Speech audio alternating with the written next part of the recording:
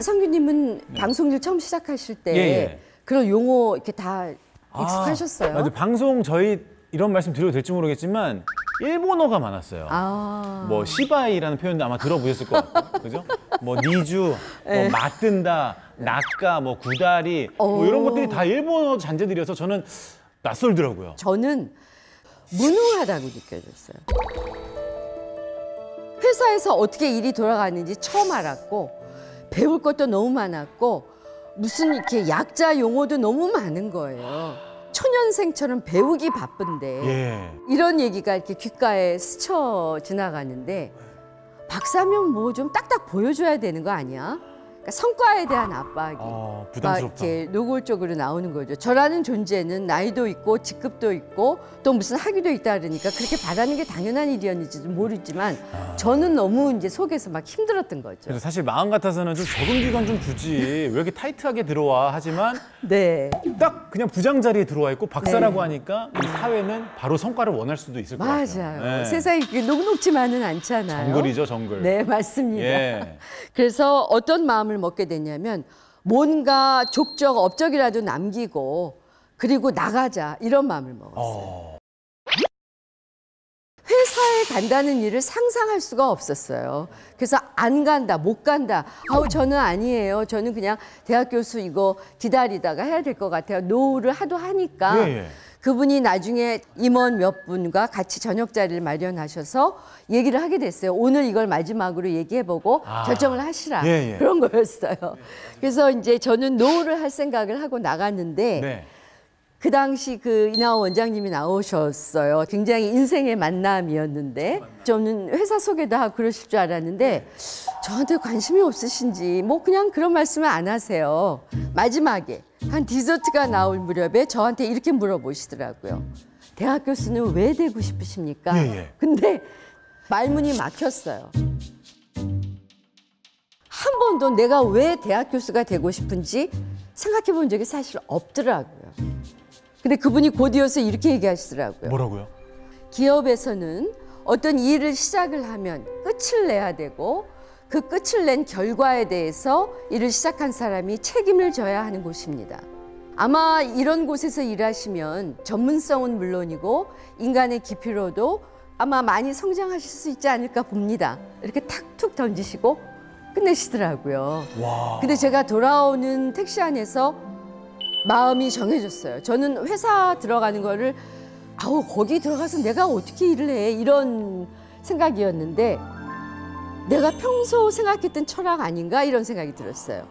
말로만 하고 주장만 하는 것보다는 결과를 책임지는 일 그런 게 제가 더 매력적이었던 것 같아요. 아니 저는 뭐 워낙 소심하고 좀 겁도 많고 해서 너 일을 시작하면 네가 책임져야 돼 라는 말을 들으면 저 그러니까 안 한다고요 이랬을 것 같은데 오히려 그 말이 내 가치관과 딱 맞아 떨어지니까 뭔지 모르겠지만 한번 부딪혀보자 용기가 생기신 거군요. 네네.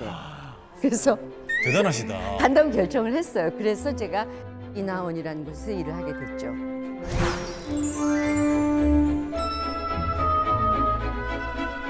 혹시 성규님은 방송일 처음 시작하실 때 그런 용어 이렇게 다 익숙하셨어요? 맞아요. 방송 저희 이런 말씀 드려도 될지 모르겠지만 일본어가 많았어요.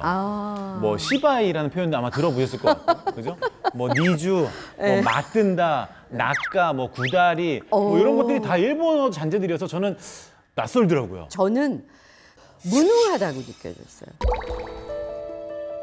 회사에서 어떻게 일이 돌아가는지 처음 알았고 배울 것도 너무 많았고 무슨 이렇게 약자 용어도 너무 많은 거예요. 초년생처럼 배우기 바쁜데 이런 얘기가 이렇게 귓가에 스쳐 지나가는데 박사면 뭐 좀 딱딱 보여줘야 되는 거 아니야? 그러니까 성과에 대한 압박이 막 이렇게 노골적으로 나오는 거죠. 저라는 존재는 나이도 있고 직급도 있고 또 무슨 학위도 있다 그러니까 그렇게 바라는 게 당연한 일이었는지도 모르지만 저는 너무 이제 속에서 막 힘들었던 거죠. 그래서 사실 마음 같아서는 좀 적응 기간 좀 주지 왜 이렇게 타이트하게 들어와 하지만 딱 그냥 부장 자리에 들어와 있고 박사라고 하니까 이 사회는 바로 성과를 원할 수도 있을 것 같아요. 맞아요. 세상이 그렇게 녹록지만은 않잖아요. 정글이죠, 정글. 네, 맞습니다.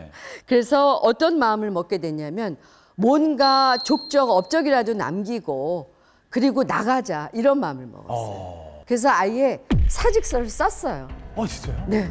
그렇게 마음을 먹고 나니까 뭐라도 해야 되겠더라고요. 그래서 제가 이제 사이버 아카데미라는 그룹 전체 차원의 온라인 러닝 시스템을 마련한 거죠. 그 당시가 실례자 몇 년도일까요? 97, 8년 이럴 때, 뭐 사이버란 용어 잘 모를 때예요. 그 당시에 온라인 강의? 굉장히 생경한 거거든요. 그때 처음 거의 최초로 개발을 하신 거네요. 맞아요. 그것도 이제 사연이 많은데 그거를 기한을 올리면 절대로 한번 해봐 할 일이 아니었기 때문에 그때 막 컴퓨터에 미쳐서 야근하고 집에도 안 가고 그런 젊은 대리 둘을 꼬드겨 갖고 이런 거 하자 그래서 프로젝트를 시작했고 저로서는 열심히 만들었고 지금 제가 생각해도 사이버 아카데미라고 이름을 붙였는데 개발을 하고 치소곤이가 났죠. 허가가 안 난 프로젝트를 진행을 하고 돈을 달라니 말이 안 되는 얘기인데 사실 저는 그걸 모르고 한 건 아니었고 나갈 각오를 하고 저지른 일이었어요. 그래서 어쨌든 그 개발을 했습니다. 사이버 아카데미는 말 그대로 인터넷상의 가상 공간을 이용해 교육을 받는 것을 말합니다.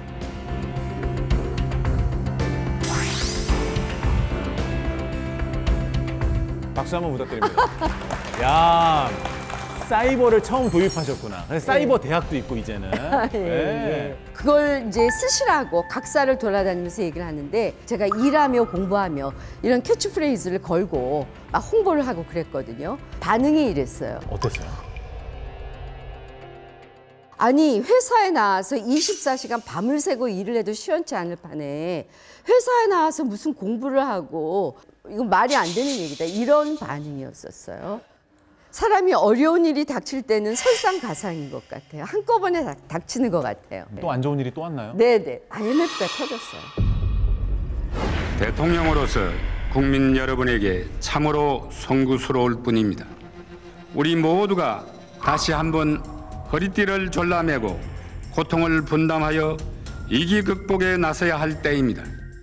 그 이나원이라는 기관에 교육생이 한 명도 없었어요.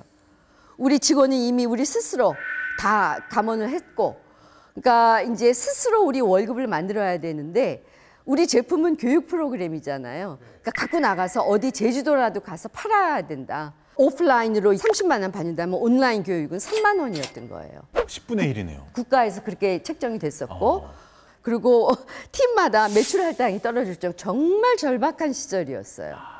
한 그 후배 차장이 이렇게 질문을 하게 됐어요.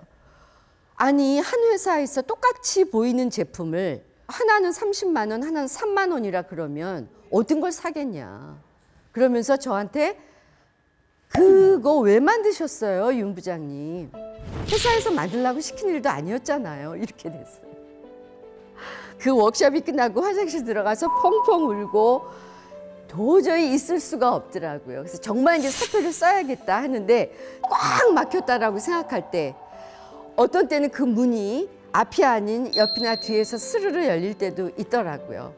99년 말에 구본무 회장님께서 우리가 이제 21세기를 바라보고 명실공히 글로벌 기업이 돼야 되는데 어떻게 여성 임원 하나 배출이 안 되느냐.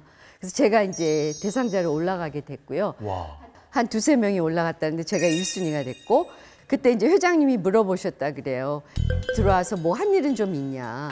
그랬더니 그 인사팀장이 준비한 듯이 사이버 아카데미라는 프로젝트를 아주 잘 개발했습니다. 회장님이 그게 도대체 뭡니까? 매우 미래지향적인 프로젝트입니다.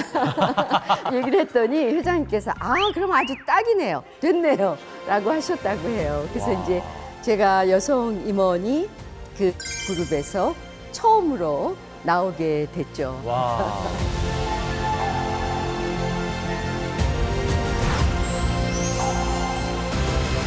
임원이 되시고 나서는 어떻게 사직서를 좀 정리하셨을까요? 일단 집어넣었죠.